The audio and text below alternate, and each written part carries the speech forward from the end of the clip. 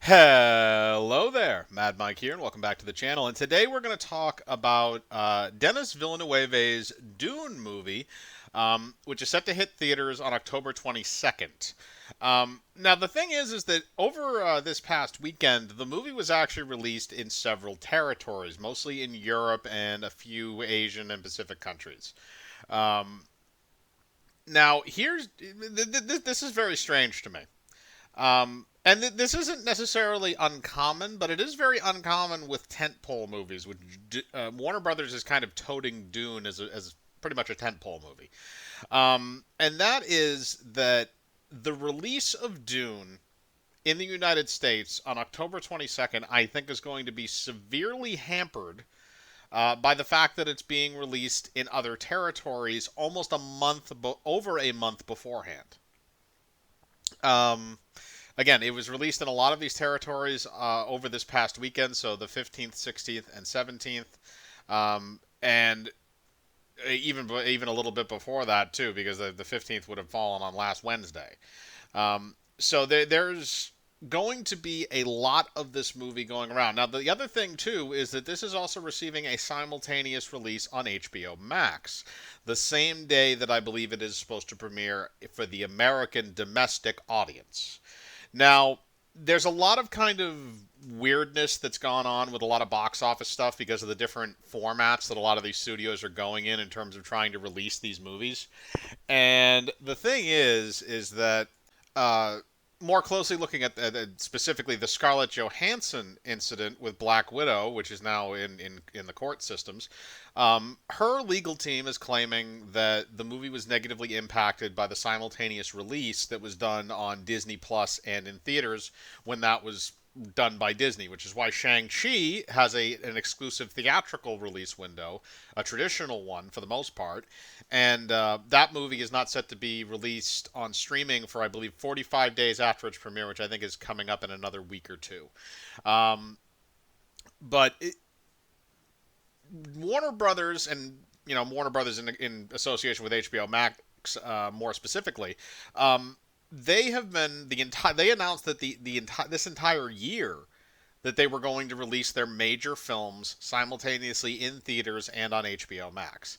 Now, they have also not released any of their numbers, as far as I'm aware, for their larger tentpole films, only pointing out several that apparently made a good amount of money, although they are basing this off of subscriptions and subscription numbers to their streaming service.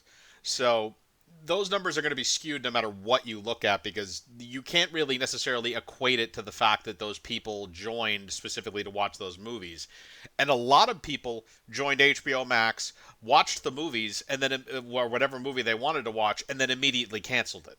I've speculated in the past that that's probably what happened with the Snyder Cut, is they had a sharp influx of people that subscribed to it, and then they immediately canceled after they saw the Snyder Cut because they didn't. After that, they didn't care, and then they just bought it on home video. Which, by the way, that came out last week. Um, but the thing is that Warner Brothers is continuing with this format, and I think that that's going to hurt Dune's box office pretty significantly when you kind of boil everything down. So Scarlett Johansson and Black Widow is claiming that because of the simultaneous release window, after the first week, piracy was very rampant on the movie, and it wound up hurting its box office, which led to I believe, almost a 70% drop off from week one to week two, which is not good at all in terms of box office. So normally that's on a healthy movie that's somewhere in the 40 to 50% range, which is actually more or less what Shang Chi was hovering around, if I remember correctly. But now you have this thing with Dune, where Dune has been released in foreign territories. Now somebody in that foreign territory is going to get their hands on a digital copy of this, whether they have to rip it or whether somebody from a movie cinema or projectionist or whatever, somebody's going to get their hands on it. And the other thing that's going to wind up happening is that this thing is going to be pirated to all hell by the time that comes out, even if it's in a foreign language or something like that. So that's going to hurt the other box offices going forward, especially the box offices that have very strong piracy markets. China, for instance, the United States, Canada, certain European markets, the United Kingdom. Places where piracy can be very very easily done. Like I said, a lot of people credit that, or I should say a lot of people, but Scarlett Johansson in particular credits the piracy angle with the box office drop off. So I could see that hurting it, and then I also could see the fact that it's going straight to HBO Max hurting its box office, because if you already have HBO Max, you can just watch the movie. You don't have to pay for it. Again, Disney made people pay for Black Widow. They made them pay $30 on the service to actually watch the movie. Um, but HBO Max is not doing that. It's just if you are subscribed to the service, you can watch the movie day one without having to pay for it. Which, again, I don't necessarily disagree with that, because it is kind of consumer friendly, I guess, to a point. But at the same time, it is not necessarily a great business decision. At least charge people like $5 to rent it or something like that. At least make a little bit of money off of it instead of. At least then you have solid numbers that you can look at with these films. But I think that's going to hurt its box office. And I think this early foreign release is also going to hurt its box office significantly. I think this movie is going to be pirated to all hell. And again, this is a bad thing, because this movie is supposed to be the jumping off point for a series of films, assuming it does good. Because I believe this movie only partially adapts the first book in the series. Which again, I believe if I remember correctly, I think those books are over 1,000 pages. But the whole thing is that this is not the entirety of the story.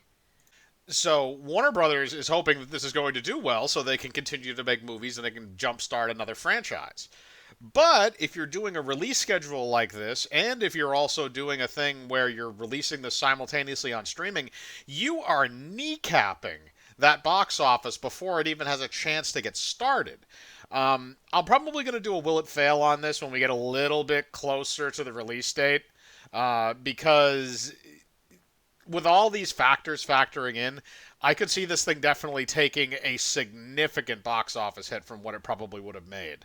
And I did notice that a lot of news outlets are running with, oh, it's having a very healthy debut in all these foreign territories. Well, that would be fine if it was a debut, a week in advance, or a week after, or something like that, or the same weekend. That's one of the things I don't really get about this whole release thing that they're doing with this, is that if you're gonna release it, and you're going to release it on HBO Max, the streaming service, and you're looking for people to go get that, then why would you release it in foreign territories before it was set to be released on HBO Max, if the whole point is to try and get people to go and subscribe to the service in order to watch the movie?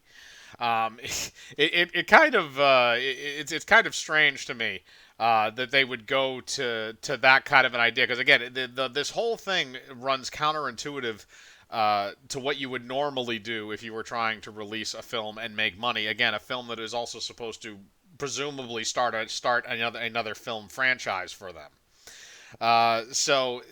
Like I said, the whole thing struck me as odd.